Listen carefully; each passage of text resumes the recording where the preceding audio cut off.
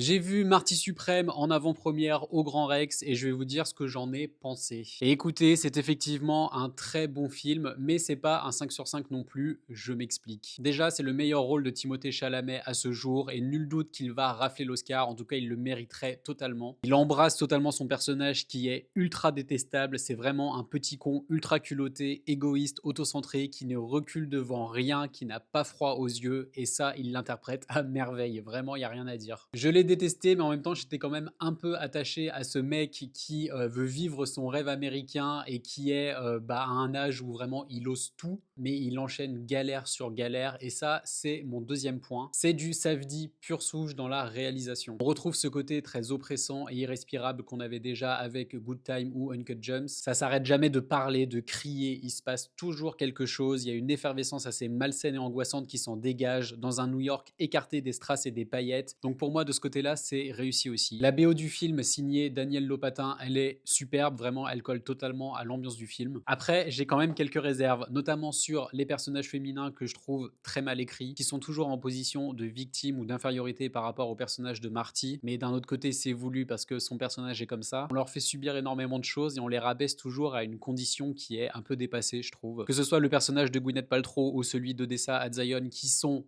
exceptionnelles, vraiment, ce sont d'excellentes actrices dans ce film, hein. Mais je trouve qu'elles souffrent d'une écriture qui est assez facile. Et la deuxième chose, je trouve que ça manque cruellement de ping-pong.